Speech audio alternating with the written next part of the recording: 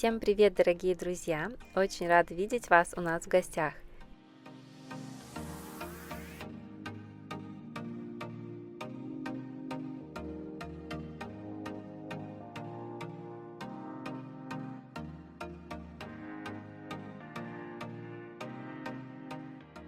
Сегодняшнее видео начинаю с такой небольшой уборки на нашем участке. Мы уже почти 6 лет живем за городом недалеко от Торонто. У нас довольно большой участок земли, приблизительно 4 гектара, 2 из которых занимает кленовый лес, а остальные 2 гектара в основном засеяны травой. Знаете, жить за городом и иметь большой участок – это, конечно, здорово, особенно если у вас есть дети. Тут для них настоящее раздолье, где они могут целыми днями бегать, прыгать, играть и проводить много времени на свежем воздухе.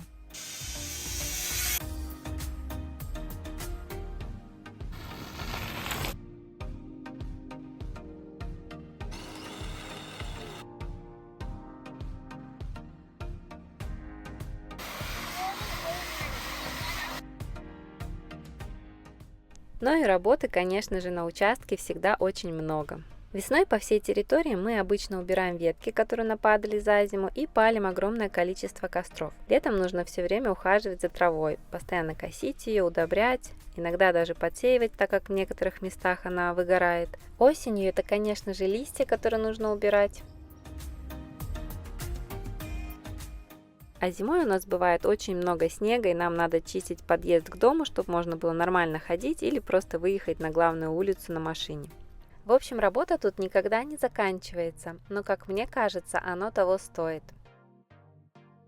И сегодня утро как раз началось с того, что наш старший сын Матвей полил сухие ветки на костре, которые мы собирали по территории накануне вечером. Также с самого утра Андрей спилил пару кустарников, которые мы давно хотели убрать, и старшие мальчики Матвей и Марк помогли перенести эти кусты на костер. Ты такой сильный. Палка в 10 раз больше, чем ты.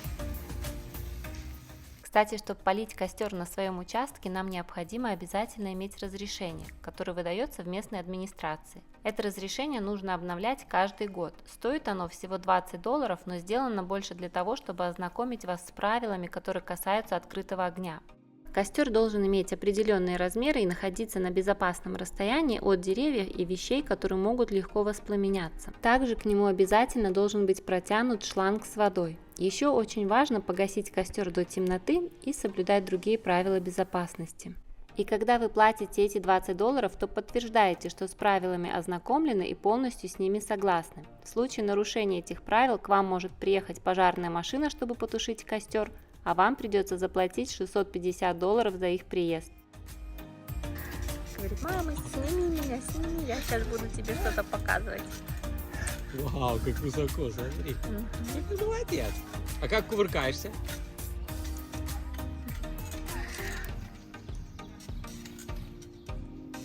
Надо обязательно вот так раскачаться, чтобы... Опа! Оба, Акробат. Все взрослые работают, а все маленькие отдыхают. Да, Мартин? Везет тебе, ты ничего делать не надо. Или ты большой? Маленький. Когда все работают, Мартин у нас маленький, а в остальное время он у нас большой.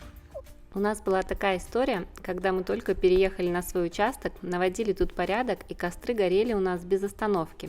В то время мы еще ничего не знали о необходимости каких-либо разрешений и правилах, так как были новичками в этом деле. И вот в один день у нас, как обычно, горел костер, потом уже стемнело, но мы не обращали на это внимания. Я уложила детей спать, и мы вместе с Андреем хотели допалить еще кое-какие ветки, как вдруг услышали звук сирены. Короче, как оказалось, сирена была для нас. И буквально через минуту к нам на участок с мигалками приехало 3 пожарные машины. Сказать, что я была в шоке, это вообще ничего не сказать. Обычно Андрей всегда сохраняет спокойствие в таких ситуациях, говорит: сейчас разберемся, узнаем, что не так. А я всегда чувствую себя очень неловко и не знаю, куда себя деть. Тем более, что мы только недавно переехали, познакомились со всеми соседями, и тут такое происшествие с мигалками и сиреной в 12 часов ночи. Но знаете, я всегда с большим уважением отношусь к пожарникам и полицейским в Канаде. Они очень приятные люди и всегда стараются поддержать и даже подшутить, чтобы снять напряжение, особенно если видят, что вы попали в какую-то ситуацию впервые и чувствуете себя неловко. В общем, они очень вежливо объяснили нам, что палить костры на земле после того, как стемнело, нельзя, потушили наш костер и сказали, что мы должны взять разрешение и в следующий раз соблюдать все правила. Конечно же, на следующий день мы сразу взяли разрешение и с тех пор палим костры, строго соблюдая все правила. Привет! Ты что тут делаешь? Загораю на солнышке. Ты на солнышке загораешь. Пока мы наводили порядок на участке и загорали на солнышке, наша Евочка готовила завтрак. Обычно она любит готовить завтраки по выходным. В этот день была пятница, но у детей не было школы. Зато вечером у них был школьный концерт, на который мы все собирались ехать. Летние каникулы в Канаде начинаются с 1 июля, поэтому весь июнь наши дети еще ходят в школу. На завтрак Евочка обычно готовит что-то вкусненькое, например, вафли или оладушки. Сегодня она решила испечь блинчики. Обычно по будням на завтрак дети едят в основном кашу, потому что они встают в школу очень рано, и каша как раз то, что нужно. Ну а в выходные уже можно и блинчики. Все, кто постарше, заказали себе яичницу.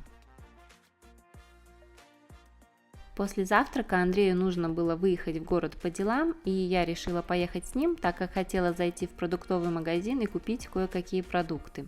В выходные к Еве должна была приехать подружка, и мы планировали испечь что-нибудь вкусное к чаю. Мартина мы забрали с собой, а остальные дети остались дома. Матвей должен был присматривать за костром, который еще полностью не погас. Адриан собирал свой любимый конструктор. Вы знаете, у нас вся игровая комната просто завалена запчастями от Лего. Это весь конструктор, который у нас накопился с того момента, как старшему сыну было всего 4 года, а сейчас ему уже почти 18. Большая часть этих конструкций разобрана на запчасти, и Адриан пытается все это восстановить. Он достает по одной инструкции, ищет необходимые запчасти и строит все это целыми днями. Если честно, я поражаюсь его терпению и настойчивости. У нас тут ящики и ящики разваленного Лего. И Адриан просто берет инструкцию Да, и все собирает по инструкции. да, я всю соберу. Ты молодец. Марк почти все время был на улице. Сначала он помогал Матвею, а потом катался на велосипеде. А Ева решила немного порисовать. Вообще она у нас такая творческая девочка, очень любит рисовать, все время делает какие-то поделки вместе с малышами. Помимо этого постоянно что-то шьет, вяжет, готовит, и у нее довольно неплохо все это получается.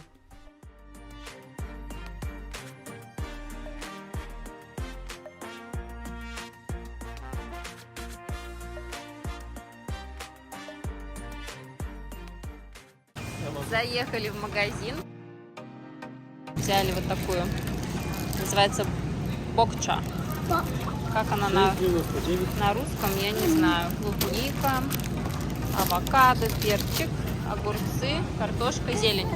Быстрая такая закупка. Сейчас еще что-то надо докупить нам. Куриный фарш, $8. Суп будем делать с фрикадельками. Филе куриное возьму, 12,82 за почти 900 грамм. Йогурт возьмем вот такой кокосовый, 2 за 9, 500 грамм. Мартин очень любит кокосовый йогурт.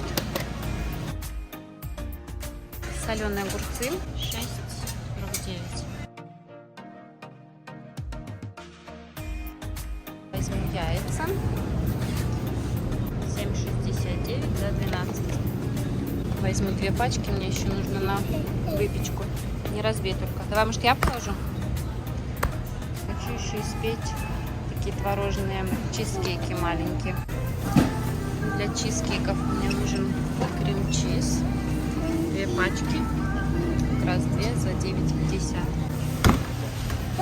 Да, помощник мой. И надо сгущенное молоко для наших чизкейков. Тут есть разное, а мы возьмем вот это. 300 миллилитров, 2,99.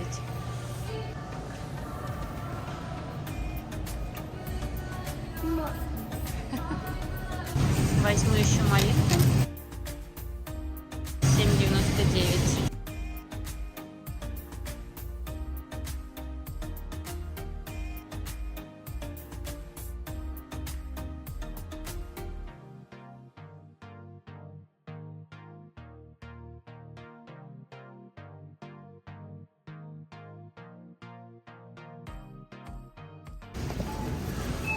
Такая небольшая закупочка.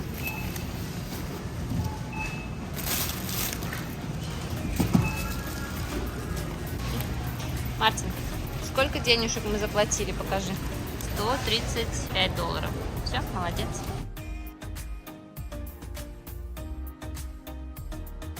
Пришли в парк немножко поиграть.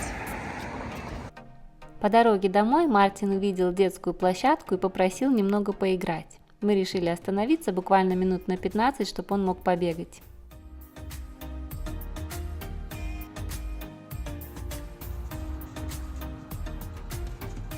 Я не могу на таких качелях кататься, у меня сразу голова кружится.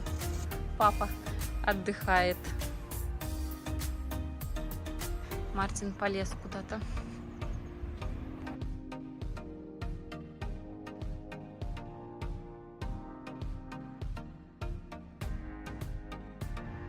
У тебя есть план, как спуститься вниз? Вообще у нас в каждом районе много разных детских площадок.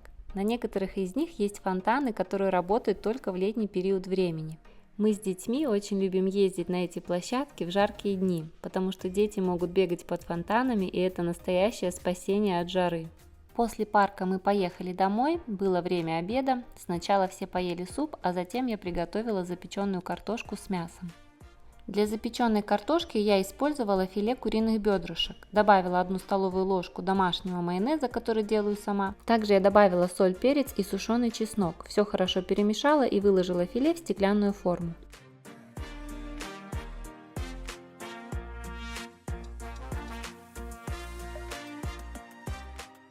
Затем сверху положила репчатый лук, нарезанный кольцами. Картофель тонко нарезала на кружочки при помощи терки Бернер.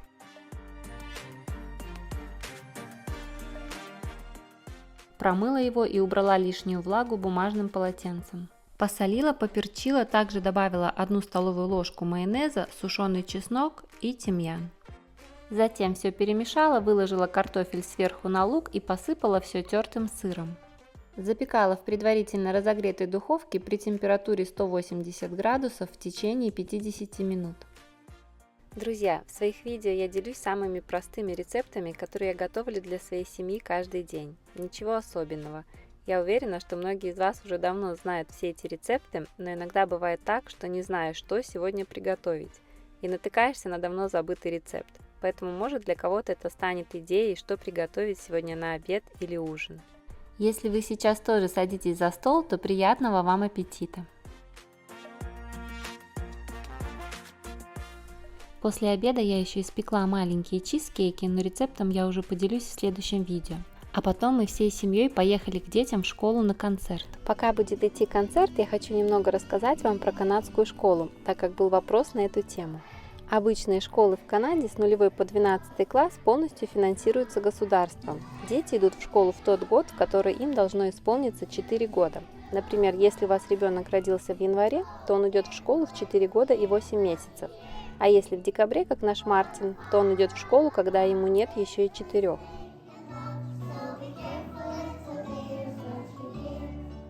В таком возрасте это, конечно, еще не 1 класс, а больше такая подготовительная программа, которая длится 2 года. В основном все школы англоязычные, но так как в Канаде 2 официальных языка, английский и французский, то в некоторых школах есть программа, где все предметы преподаются только на французском языке. Эта программа доступна каждому и начинается с 1 класса. В обычных англоязычных школах также изучается французский язык, но только с 4 класса и уже больше как обычный предмет. Наша дочка Ева училась по французской программе всего 1 год, только в 1 классе. Потом мы переехали, и, к сожалению, в нашем районе первое время не было мест на эту программу. Нас поставили на лист ожидания, и в какой-то момент освободилось одно место, но мы уже отдали всех наших детей учиться в другую школу и не стали переводить. Что касается французской программы, то по моему опыту она просто замечательная. Несмотря на то, что все предметы преподаются на французском, дети отлично говорят на 2 языках. и на французском, и на английском. Так как в школе у них все на французском, а живем мы как-никак в англоязычной провинции, и дети везде слышат английскую речь, общаются с друзьями, поэтому английский у них учится сам по себе. Могу сказать, что то знание французского, которое Ева получила всего за 1 год, просто колоссальное. И если вдруг мы окажемся во Франции, то с Евой мы там точно не пропадем. Школьный год в Канаде начинается в сентябре и заканчивается в конце июня. То есть тут у детей всего 2 месяца летних каникул. У каждой школы есть школьные автобусы, которые утром собирают детей по району и отвозят их в школу, а после занятий развозят домой.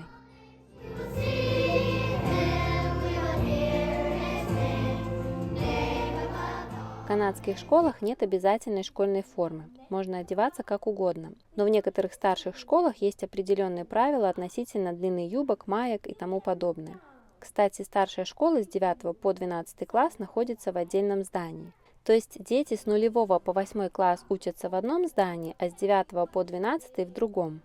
Наши дети какое-то время учились в обычной канадской школе, но в последнее время программа очень сильно изменилась и добавилось много, по моему мнению, ненужной для детей информации. Были введены уроки на очень такие интимные темы. Некоторые учителя сами даже не хотели на эти темы говорить, но с системой не поспоришь. Поэтому в какой-то момент мы решили перевести наших детей в частную христианскую школу, так как, вы знаете, мы такие более консервативные родители и стараемся воспитывать своих детей на христианских принципах и понятиях. Частные школы в нашей провинции не получают государственной поддержки, и поэтому родители должны самостоятельно оплачивать обучение. Наша школа не очень большая, в ней всего около 160 учеников, также нет школьных автобусов, поэтому мы сами возим детей в школу. От нашего дома приблизительно 10 минут езды. Дети учатся по академической программе, которая опережает обычную школьную программу примерно на 1 год. Они также активно занимаются различными видами спорта и участвуют в разных мероприятиях. Сейчас вот в конце июня они собираются в поход. Так как школа небольшая, то все очень тесно общаются и хорошо друг друга знают. В общем, нашим детям школа очень нравится, и нам, родителям, тоже. Ну вот, вроде коротко про школу я рассказала. Друзья, если у вас есть какие-то вопросы, то обязательно спрашивайте, я всем отвечу. А сейчас я хочу вставить небольшое выступление нашей Евы. У детей была сценка, где Ева играла русскоговорящего доктора. Ей нужно было петь и разговаривать на английском, но с русским акцентом. И так как наша Ева хорошо говорит на русском, то акцент для нее вообще не был проблемой. The master is the one to trust, but first we must admit our necks a little stiff. I will not be a stiff neck for trifles of all. No, I will worship Jesus and give him my all. And though I may be stubborn, I'll answer his call, for this is his will to obey. So I'll say, lift your eyes to the Lord, bow your head in prayer, look around and you'll find equal everywhere. Keep your mind on His word, and blessings it will bear. Then look your friends in the eyes and share. Look up, look down, look all around, now tell me what you did. I jerked my hand and then I said I will.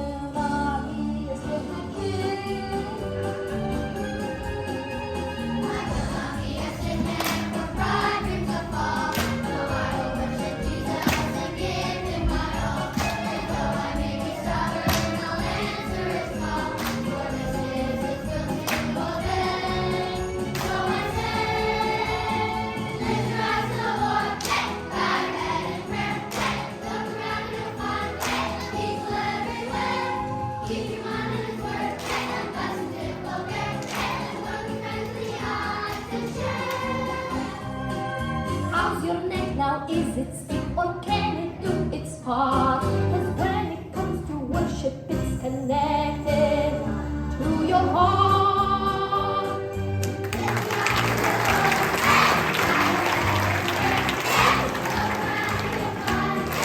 Keep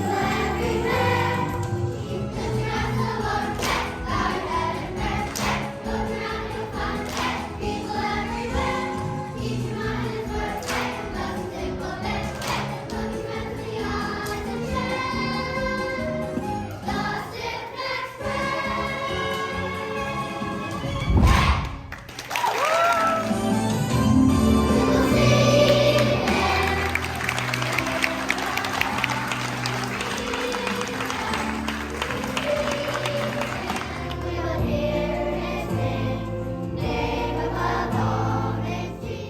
Сразу после концерта дети вышли на улицу и решили поиграть в футбол прямо на поле возле школы, а у родителей было немного времени, чтобы пообщаться друг с другом. Потом уже начало темнеть, и все потихоньку стали разъезжаться, а наши дети уговорили нас на Макдональдс, точнее на Бургер Кинг, но это почти одно и то же. Все наши студенты проголодались. Пойдем кормить их неполезной едой.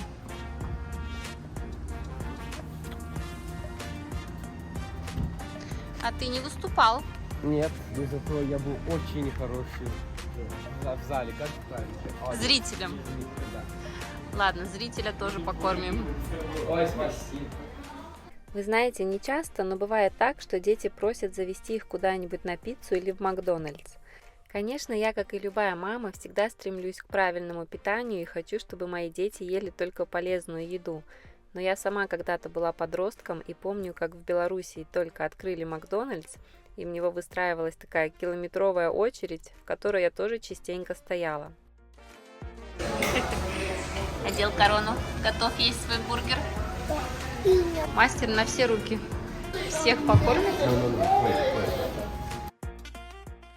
Но пришло время, когда я стала понимать, что фастфуд далеко не полезная еда, и со временем сама от всего этого отказалась. Поэтому я детям объясняю, как могу, и очень надеюсь, что со временем они тоже будут принимать правильные решения относительно питания. Ну а пока не без Макдональдса.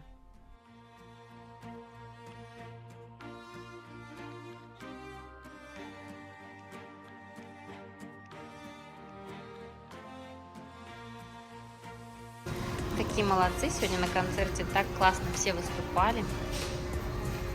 Кто хорошо работает, тот ест.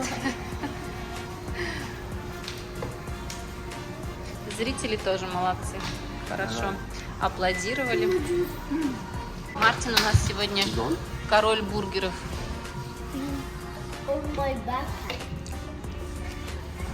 Адриан, ты все съел, молодец. Ты наелся? Не наелся.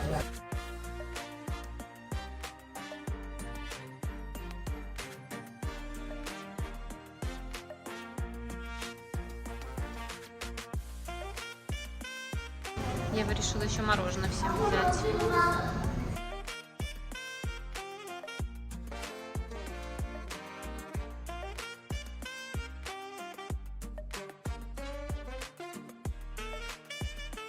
Принцесса наша заслужила корону за свое выступление.